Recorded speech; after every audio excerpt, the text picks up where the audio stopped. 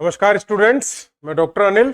एक बार फिर से आप सभी का हमारे इस चैनल पर बहुत बहुत स्वागत है। आज हम स्कूल लेक्चर जो कि बिल्कुल कुछ ही दिवस जिसमें शेष है, सप्ताह भर भी नहीं बचा है, उससे संबंधित कुछ महत्वपूर्ण प्रश्न आपके लिए हम लेकर आए हैं। वैकल्पिक भूगोल, ठीक है ना, ऑप्शनल ज्योग्राफी से रिलेटेड। आइए तो एक एक करके सॉल्व करते चलते हैं। वर्तमान में हम किस भूवैज्ञानिक युग एपोक में जी रहे हैं? बताइए क्या होगा इसका आंसर।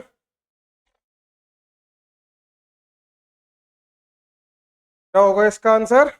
होलोसीन। होलोसीन युग। नेक्स्ट देखिए, रॉकी और एंडीज पर्वतों का निर्माण किस युग में हुआ? रॉकीज यूएसए में और एंडीज मतलब कि रॉकीज जो है आपके उत्तरी अमेरिका महाद्वीप में और एंडीज दक्षिण अमेरिका महाद्वीप में है, ठीक है ना। तो इन पर्वतों का जो निर्माण हुआ था वो किस युग में हुआ था? टर्शियरी युग में। इसमें टर्शियरी युग में। प्री कैम्ब्रियन चट्टानों की मुख्य विशेषता क्या होती है? जल्दी से जल्दी सॉल्व करते हुए चलना है अपने को। प्री कैम्ब्रियन चट्टानों की मुख्य विशेषता पूछ रहा है ये जीवाश्म रहित होती हैं, ठीक है ना, इनमें जीवाश्म नहीं पाया जाता।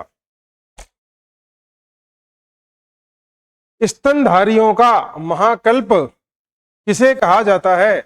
स्तनधारियों का महाकल्प किसे कहा जाता है? मैमल्स। स्तनधारियों को बोला जाता है मैमल्स, ठीक है ना। इसका कौन सा है ये कल्प? पैलियोजोइक, ठीक है, पैलियोजोइक। क्वाटरनरी चतुर्थक कल्प को किन दो युगों में बांटा गया है? चतुर्थक कल्प को किन दो युगों में बांटा गया है? वो कौन से हैं महत्वपूर्ण? प्लीस्टोसीन और होलोसीन। प्लीस्टोसीन और होलोसीन। वायुमंडल में ऑक्सीजन की उत्पत्ति मुख्य रूप से किस प्रक्रिया और किस काल से जुड़ी है? बिल्कुल स्पष्ट, प्रकाश संश्लेषण प्रक्रिया, फोटोसिंथेसिस, जिसको साइनोबैक्टीरिया, ठीक है ना। और ये युग हो गया आर्कियन या प्रोटोरोजोइक। नेक्स्ट, भूकंपीय तरंगों के छाया क्षेत्र के संबंध में विचार करें। पी तरंगों का छाया क्षेत्र एस तरंगों की तुलना में अधिक विस्तृत, बिल्कुल सही है। पी और एस दोनों तरंगों के लिए छाया क्षेत्र नहीं होता 105 से 145 डिग्री, ठीक है ना। पी के लिए होता है लेकिन एस के लिए नहीं होता, तो दोनों के लिए ये बात गलत है। एस तरंगे बाह्य करोड़ के तलर होने के कारण, हाँ बिल्कुल सही, ये कथन 1 और 3 इसके सही हो गए। अच्छी तरह से देख लीजिए।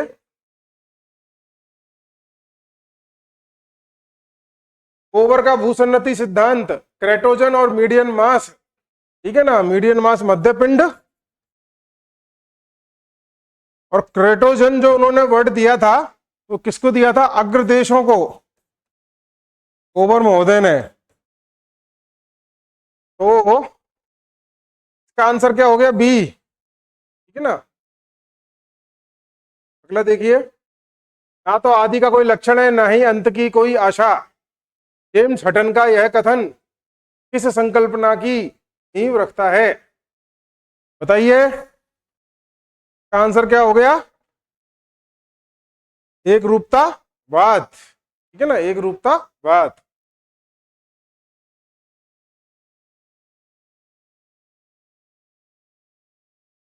इग्नियस इंटरजेंस, ठीक है ना, आग्नेय जमाव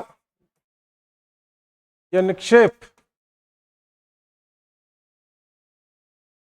तो जो आग्नेय चट्टानों से संबंधित आकृतियां हैं उनको हमें मिलाना है।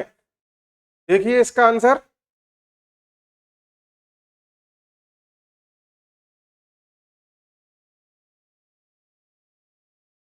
होपोलिथ तश्तरीनुमा आकृति और फेकोलिथ लहरदार, ठीक है ना। तो इसका आंसर क्या हुआ? 2 4 1 3, 2 4 1 3। देख लीजिए आराम से। रासायनिक अपक्षय केमिकल वेदरिंग के संदर्भ में कार्बोनेशन की प्रक्रिया सर्वाधिक सक्रिय किस क्षेत्र में होती है? बताइए कहाँ होगी ये? लाइमस्टोन वाले चूना पत्थर और एरिड जोन्स होते हैं जो आर्द्र क्षेत्र होते हैं, वहां ये प्रक्रिया कार्बोनेशन की पद्धति होती है केमिकल वेदरिंग से रिलेटेड। प्लेट विवर्तनिकी सिद्धांत के अनुसार निम्नलिखित में से कौन सा विनाशी प्लेट किनारा उदाहरण नहीं है? ये सारे हैं ए बी सी, क्योंकि इनमें सब में क्या हो रहा है, अभिसरण हो रहा है, दो प्लेट एक दूसरे की ओर आती है, बीच का मलबा ऊंचा उठता है, ठीक है ना, भूकंप का क्षेत्र भी होता है और एक नया वहां पर भूभाग जन्म लेता है। जैसे कि हमारे हिमालय पर्वत श्रृंखला के संदर्भ में हम देखें, यूरेशियाई प्लेट और इंडो ऑस्ट्रेलियन प्लेट दोनों का एक दूसरे में अभिसरण हो रहा है, पर यह कहता है नहीं है, नहीं है। तो ये हो गया अपसारी का आंसर, क्योंकि अपसारी में क्या होता है, दोनों प्लेट एक दूसरे से अलग अलग दिशा में हटती हैं, ठीक है ना, अपसरण होता है वहां पर। स्थल रूप संरचना प्रक्रम अवस्था का प्रतिफल है। संरचना का तात्पर्य क्या है? डेविस महोदय ने दिया था ना ये त्रिकूट, ये जो ट्रियो दिया था ये डेविस महोदय ने दिया था। इसमें स्ट्रक्चर का मतलब क्या है, देखिए,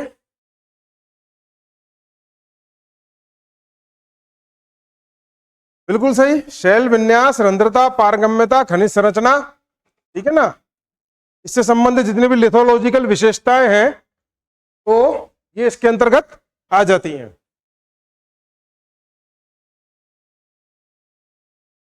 कालडेरा के निर्माण की प्रक्रिया क्या है? कालडेरा किससे संबंधित होता है? ज्वालामुखी से संबंधित, ठीक है, और ये कह रहा है कि इसके निर्माण की प्रक्रिया, कालडेरा के निर्माण की प्रक्रिया, तो मैग्मा चैम्बर के खालियों पर ज्वालामुखी शंकु का अपने ही भार से नीचे धंस जाना।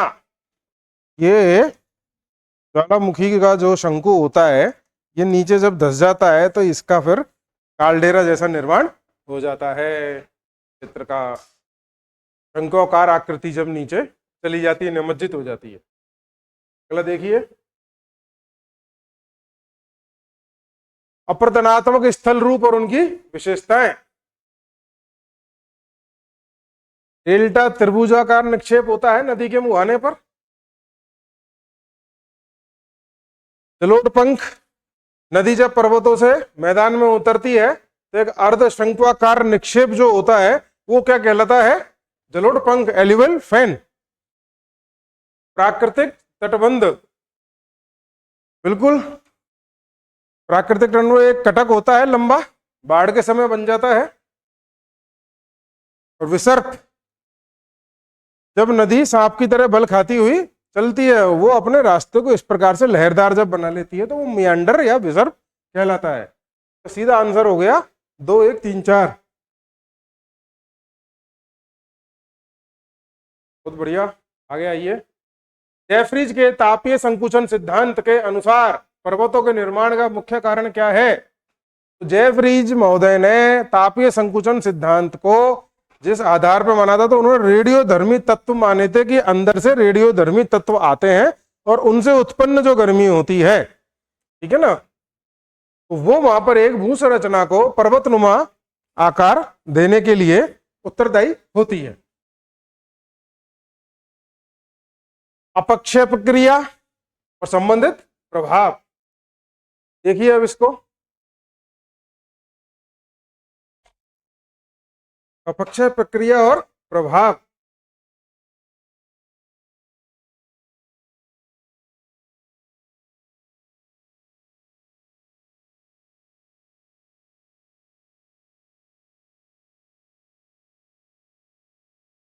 देखिए, जल योजन, खनिज जब पानी सोखकर फूलते हैं उनका आयतन जब बढ़ जाता है।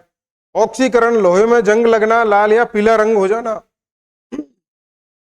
अपचलकन, चट्टानों की परतों का प्याज के छिलके की तरह उतरना, एक्सफोलिएशन। और तुषार क्रिया, पानी के जमने और पिघलने से चट्टानों का टूटना। बिल्कुल स्पष्ट है इसका आंसर, ये हो गया 2, 3, 1, 4। बहुत अच्छा। नदी अपहरण, रिवर कैप्चर, ठीक है ना, एक नदी के अंदर दूसरी नदी समाहित हो जाती है that is called river capture, आवश्यक दशाओं में शामिल है। तो सरिता का ढाल अधिक होना चाहिए, बिल्कुल सही बात है, तभी दूसरी नदी का अधिग्रहण हो पाएगा अच्छी तरह से। अधिक शक्तिशाली और सक्रिय होनी चाहिए, जो अपहरण कर रही है दूसरी नदी का एक नदी, तो वो अधिक शक्तिशाली होनी चाहिए, सक्रिय होनी चाहिए, उसमें पानी की निरंतर मात्रा होनी चाहिए। और सरिता को कमजोर संरचना वाली चट्टानों से होकर बहना चाहिए, बिल्कुल। तो ये 1, 2 और 3 तीनों ही सही हैं, तीनों ही सही हैं। ये नदी, इस नदी का अधिग्रहण या अपहरण रिवर कैप्चर कर लेती है, अर्थात ये बी ए में मिल जाती है लास्ट में, ठीक है ना। तो ये जितने भी हम स्टेटमेंट्स अभी पढ़े हैं, इसके ऊपर ए पे लागू होने चाहिए, ठीक है। रिया तट और फ्योर्ड तट में मुख्य अंतर क्या है, देखिए पढ़िए इसको।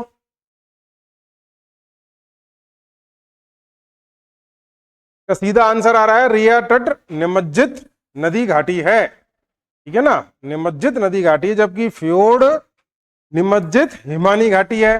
इनमें मुख्य अंतर क्या निकल के आया, निमज्जित तो दोनों ही हैं, ये जब बनते हैं तट, रिया तट और फ्योर्ड तट निमज्जन के फलस्वरूप ही बनते हैं, ठीक है ना, निमज्जन मतलब सबमर्जेंस।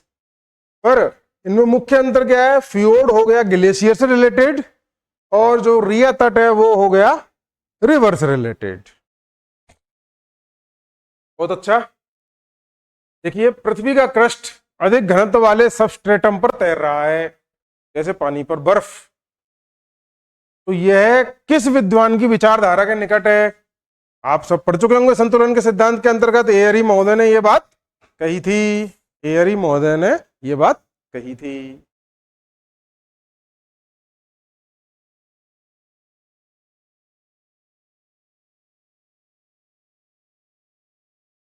नेक्स्ट देखिए, पेनी प्लेन, पैडी प्लेन और पेन प्लेन, ठीक है ना, ये 3 शब्दावलियां हैं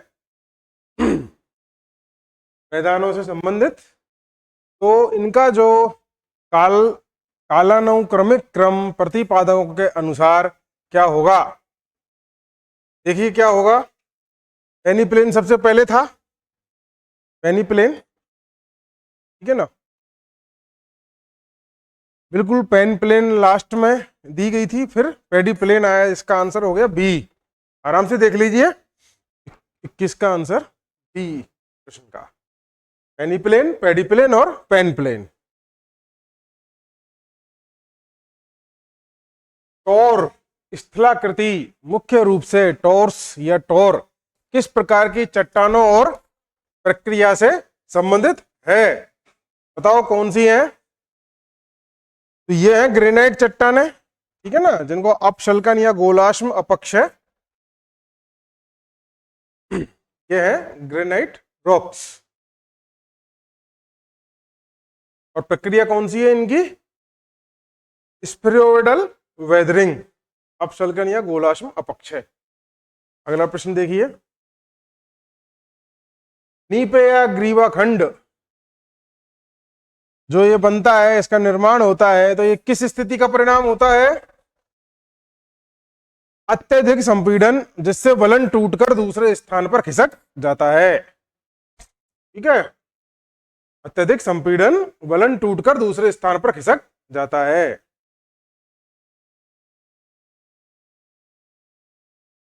मर्केली पैमाना और रिक्टर पैमाना में मुख्य अंतर क्या होता है, बिल्कुल अपने सामने है ये इसका उत्तर। मर्केली तीव्रता, ठीक है ना, विनाश को मापता है, जबकि रिक्टर जो पैमाना होता है उस पर हम ऊर्जा देखते हैं, ठीक है ना। वह अपवाह प्रतिरूप जो चट्टानी संरचना के बजाय ढाल का अनुसरण करता है, अपनी पुरानी दिशा बनाए रखता है, बताइए। चाहे कोई भी उसको उत्थान रास्ते में मिल रहा हो, ठीक है ना, कोई भी उत्थान हो रहा हो रास्ते में, परंतु वो अपनी दिशा और मार्ग को, ढाल को अनुसरण करता रहता है। तो ये होता है अनुवर्ती कंसिक्वेंट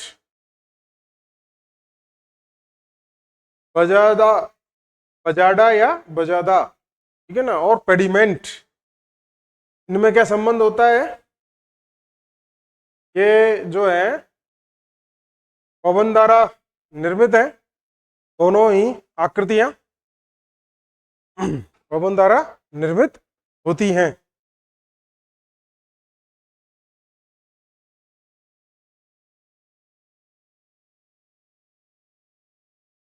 बजारा पेडिमेंट का ऊपरी भाग,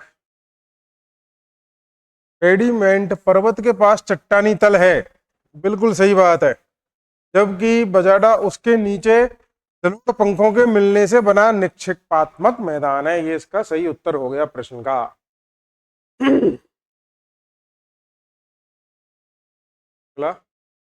हैरी हेस, हैरी हेस महोदय ने क्या दिया था? सागर नितल प्रसरण, ठीक है, सी फ्लोर स्प्रेडिंग। तो इसके सिद्धांत के प्रमाणों में क्या शामिल नहीं है? तो महासागरीय कटक के पास की चट्टानें नवीन है, सही। कटक से दूर जाने पर चट्टानें को आयु बढ़ जाती है, बिल्कुल सही। पूरा चुंबकत्व की पट्टियां कटक के दोनों ओर समान है, ये भी सही। महाद्वीपों पर जीवाश्मों की समानता नहीं, इन्होंने तटों की समानता की बात की थी, ठीक है ना, तटों की समानता की बात की थी, जीवाश्मों पर इन्होंने जोर नहीं दिया था।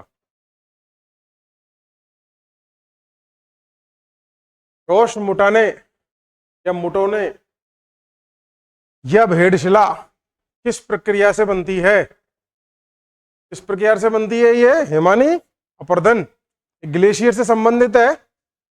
ये जो वो आकृति होती है, और ये लेकिन ग्लेशियर के इरोजनल स्ट्रक्चर है ये, ठीक है ना, हिमानी का अपरदनात्मक स्वरूप है ये।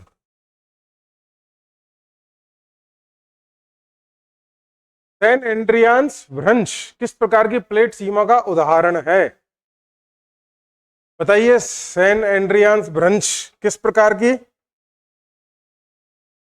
ट्रांसफॉर्म, रूपांतरण, ठीक है ना, रूपांतरित प्रकार का है ये।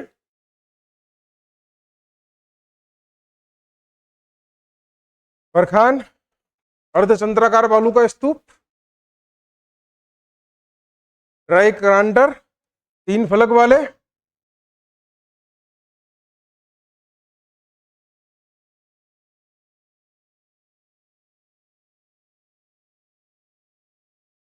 इसका आंसर है टीफ, एक भुजा वाला होता है रेखिक कटक, जालीदार शिला, पवन अपघर्षण का परिणाम।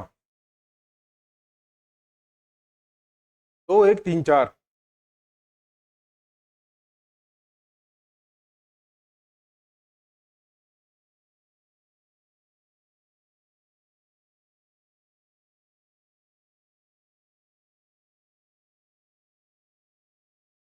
दो तीन एक चार, 2 3 1 4, यह है इसका सही उत्तर। कौन सा काष्ठ स्थलाकृति का निक्षेपात्मक रूप है? काष्ठ स्थलाकृति, ठीक है ना, अधिक ये चूना प्रदेशों में प्रधान रहता है इन स्थलाकृतियों का, और इसमें पूछ रहा है डिपोजिशनल स्ट्रक्चर, निक्षेपात्मक, क्या होगा इसका आंसर? स्टेलेगमाइट, ठीक है ना, जो चूना प्रदेशों की कंदराम है, इस प्रकार के जो,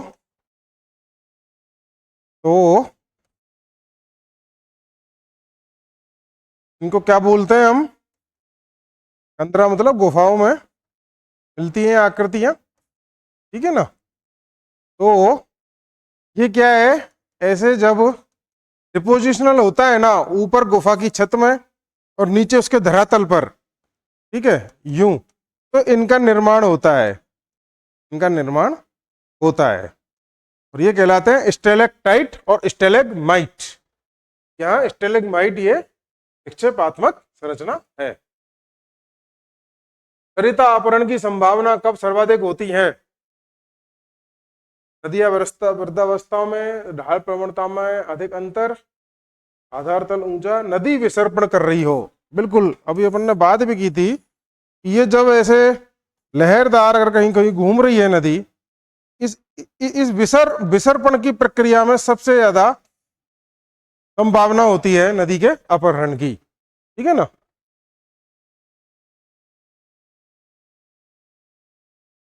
कौन सा समूह केवल अपरदनात्मक स्थलाकृतियों का है? सीधा सा आंसर है सर्क, यारडांग, गोर्ज और लेपिज। ठीक है ना, ये सारी की सारी आकृतियां कैसी हैं? अपरदनात्मक हैं।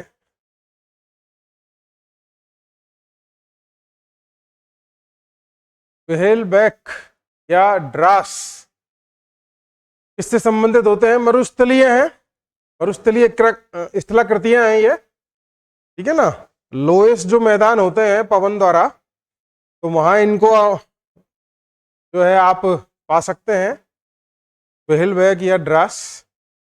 इसका आंसर विशाल बालू का स्तूप। क्या होता है? विशाल बालू का स्तूप।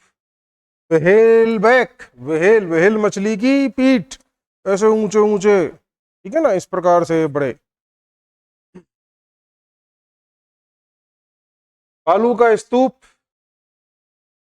अस्थिर होते हैं और गतिशील होते हैं। नहीं, स्थिर नहीं होते,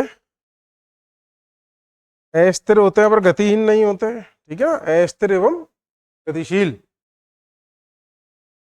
गति करते रहते हैं और एक जगह स्थायी नहीं होते।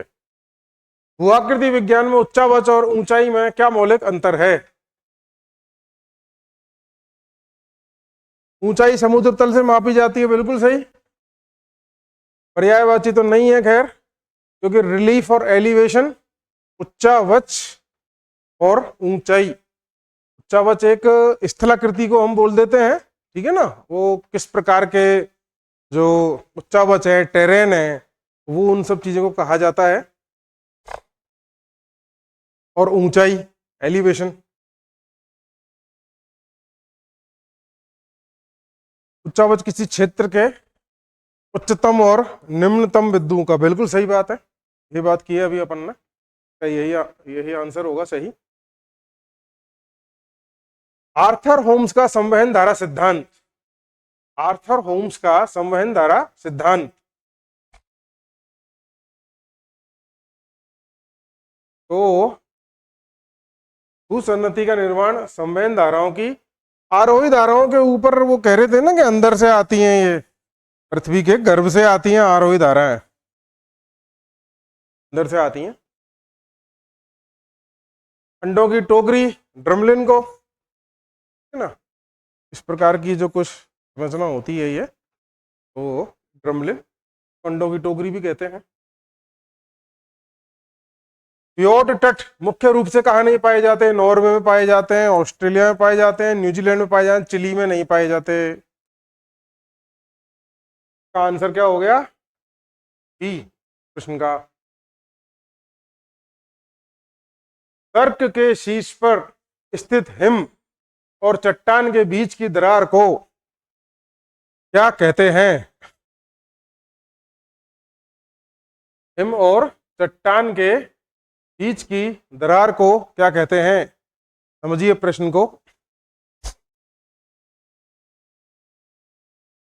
इसका ये जो एक शब्दावली चलती है, ये है बर्गश्रुंड। ठीक है ना, इसमें जो ऑप्शंस हैं उनके अंदर ये सही होगा, बर्गश्रुंड।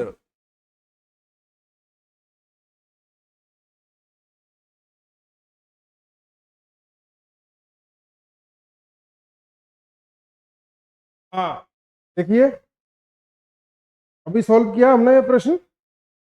बरखान अर्धचंद्राकार बालू का स्तूप होता है, ठीक, एक भुजा वाला रेखिक स्तूप होता है। ड्राई कांटर, तीन फलक वाले घिसे पत्थर होते हैं, और जालीदार शिला, पवन अपरदन से निर्मित जालीदार शिला। इसका उत्तर हो गया। सहारा मरुस्थल में बजरी और कंकड़ युक्त मरुस्थल को किस नाम से जानते हैं? हमादा, है ना, हमादा या हमाडा या हम्मादा। ठीक है, तीनों शब्द उसी से ही संबंधित है। यारडांग और जूजेन में मुख्य अंतर क्या है? देखिए देखिए, पढ़िए पढ़िए फटाफट, समय कम है अपने पास, और आपको हम अच्छे से अच्छे प्रश्न इसीलिए लेकर आए हैं कि जिससे आपका बहुत जल्दी इसमें रिवीजन हो जाए। स्पष्ट तौर पे यारडांग में चट्टानें लंबवत होती हैं और जूजेन में क्षैतिज होती हैं, ठीक है ना।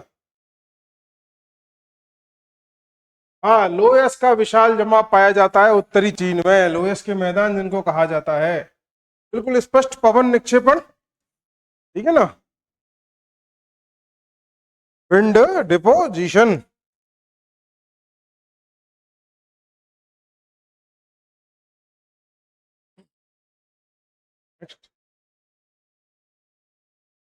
स्टेलेगमाइट स्टेलेक्टाइट अभी चर्चा की अपन ने, चूना प्रदेशों में होती है ये, काष्ठ स्थलाकृति है, चूना निक्षेप के द्वारा निर्मित। और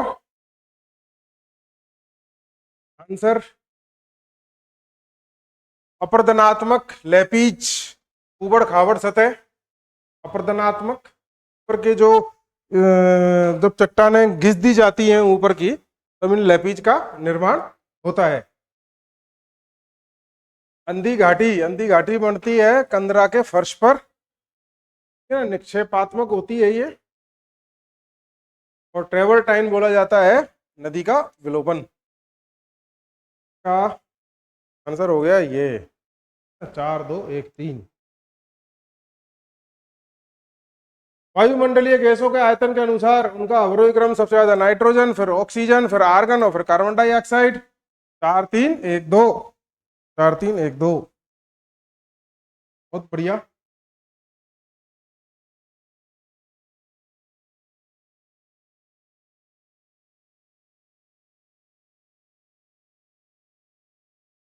अधिकांश मौसमी घटनाएं क्षोभ मंडल में होती हैं। आयन मंडल में रेडियो तरंगों का परावर्तन होता है। समताप मंडल में ओजोन गैस की अधिकता मिलती है और बहिर्मंडल में वान एलेन विकिरण। का आंसर आ गया 2 3 1 4, 2 3 1 4 का उत्तर आ गया। ओजोन परत के क्षयकरण का प्रमुख कारण क्लोरोफ्लोरोकार्बन CFC, बिल्कुल सही बात है। तो उनका जो अवक्षय हुआ है, डिप्लीशन हुआ है, ओजोन डिप्लीशन, उसका जो मेन रेस्पॉन्सिबल है वो CFC है। और कथन कह रहा है आर की निर्माण मुख्य रूप से आर्कटिक महासागर के ऊपर हुआ है। ये आर्कटिक नहीं है, ये है अंटार्कटिक, ठीक है, दक्षिण में, दक्षिणी ध्रुव पर अंटार्कटिक या अंटार्कटिका। और महासागर नहीं है, वो क्या है, एक महाद्वीप है। इसका उत्तर हो गया ए सही, आर गलत। सूर्य से पृथ्वी तक प्रकाश आने में 8.5 मिनट का समय, बिल्कुल सही बात है, 8.5 मिनट का समय लगता है। वायुमंडल सौर विकिरण के लिए एक एक खिड़की की तरह कार्य करता है, बिल्कुल ये बात भी सही है, जो कि 8.5 से 14 माइक्रोन तरंग दैर्ध्य को जाने देता है। वायुमंडलीय ऊर्जा का 75% ग्रहण कर लेता है पृथ्वी की सतह, ये गलत हो गया, तो इसका आंसर 1 और 2।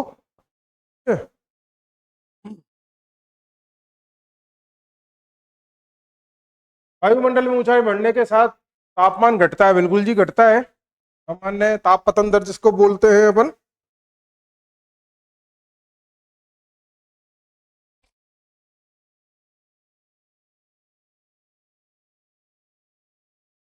वायुमंडल का निचला भाग नीचे की तरफ से गर्म होता है, ये बात भी बिल्कुल सही है, परंतु ये व्याख्या नहीं है, क्योंकि जो तापमान घटने के पीछे जो कारण होते हैं वो है कि धरातल पर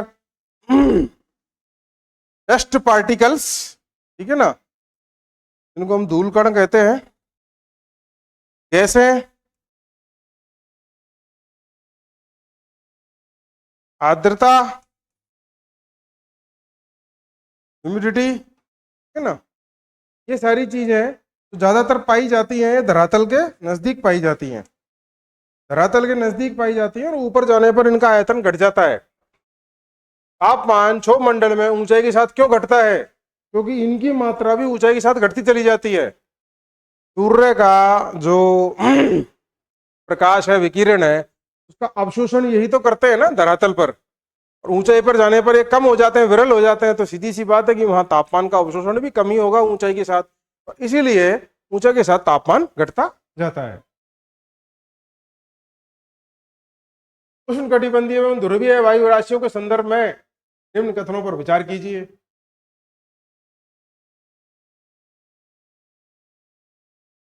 ये भी सही है, ये भी सही है, ये भी सही है। उष्ण कटिबंधीय वायु राशियां ठंडी नहीं होती, तीसरा गलत है। पहला, दूसरा और चौथा, इसमें ये तीनों कथन सही हो गए, तीसरा गलत हो गया। देख लीजिए आराम से।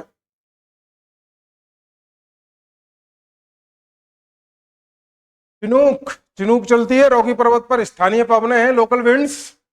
कौन चलती है आल्पस पर्वत पर? हरमट्टन अफ्रीका में, तो डॉक्टर हवा भी बोलते हैं अपन। और काराबुरान तारिम बेसिन मध्य एशिया। ये आंसर क्या हो गया इसका? 2 1 3 4। ठीक है, ये हमने सही सुमेलन कर दिया इनका। 22 बेलेट का नियम किससे संबंधित है? वायुदाब, खूब पढ़ा है अपन ने, ये वायुदाब से संबंधित होता है 22 बेलेट का नियम।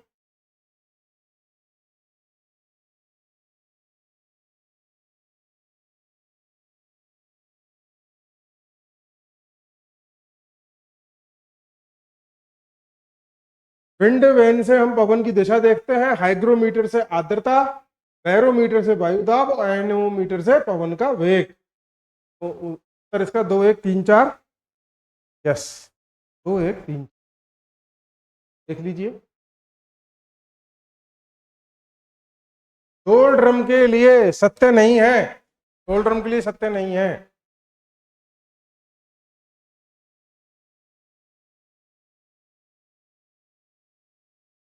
भूमध्य रेखा के दोनों ओर स्थित है, बिल्कुल सही बात है। 0 डिग्री से 5 डिग्री की ओर अपने को मिलती है डोल ड्रम की पेटी।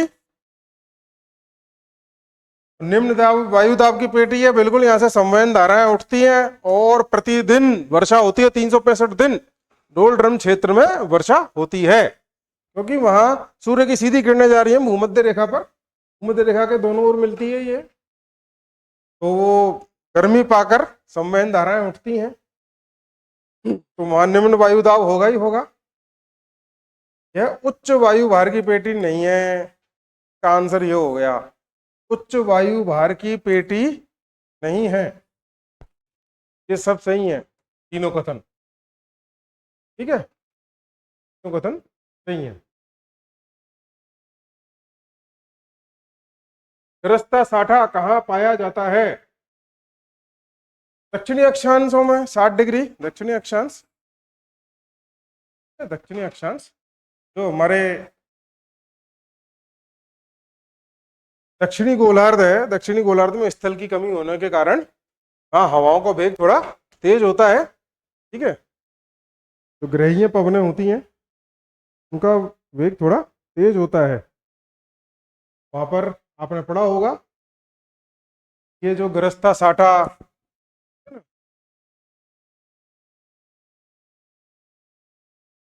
चालीसा, ये सब मिलती हैं वहां, 50। मैं समझता हूं आज के प्रश्न आपके लिए बहुत महत्वपूर्ण होने जा रहे हैं। आपके इस जो बहुत थोड़ा सा समय बचा है उसमें ये आपको काफी उपयोगी साबित होंगे। इसी प्रकार से आप हमसे जुड़े रहें। बहुत बहुत धन्यवाद।